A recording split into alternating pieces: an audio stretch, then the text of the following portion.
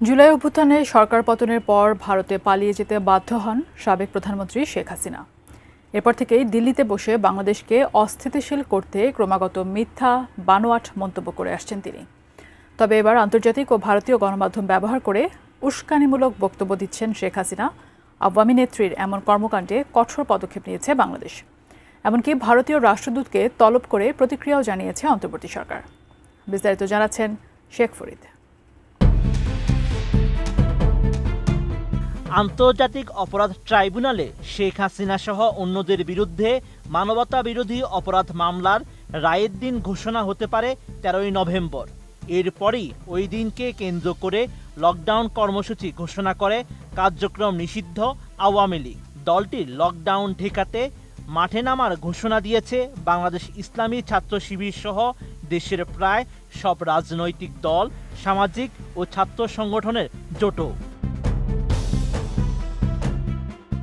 এমন পরিস্থিতিতে পলাতক সাবেক প্রধানমন্ত্রী শেখ হাসিনার ভারতীয় গণমাধ্যমে কথা বলার সুযোগ বন্ধ করতে কঠোর পদক্ষেপ নিয়েছে অন্তর্বর্তী সরকার।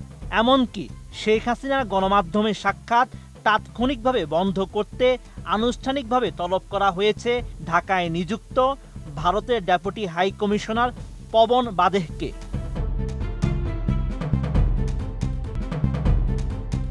বারোই নভেম্বর গণমাধ্যমকে এমন তথ্য জানিয়েছেন বাংলাদেশ পররাষ্ট্র মন্ত্রণালয়ের এক কর্মকর্তা।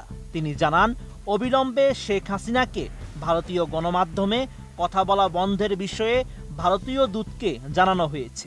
তাকে বলা হয়েছে তিনি যেন নয়াদিল্লিকে বাংলাদেশের অনুরোধটি জানিয়ে দেন।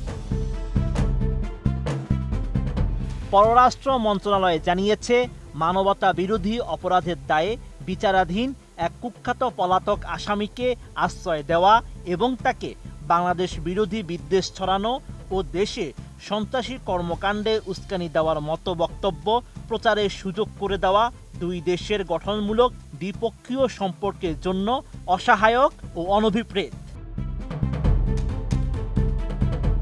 ভারতীয় কূটনীতিককে অনুরোধ জানানো হয় যেন তিনি নয়াদিল্লিকে বাংলাদেশের পক্ষ থেকে শেখ হাসিনা গণমাধ্যমে সাক্ষাৎ তাৎক্ষণিকভাবে বন্ধ করার অনুরোধ পৌঁছে দেন। ভারতের ডেপুটি হাই কমিশনারকে পররাষ্ট্র মন্ত্রণালয়ে তলব করে এই বার্তা দেন বাংলাদেশের পক্ষ থেকে দক্ষিণ এশিয়া অনুবিভাগের মহাপরিচালক।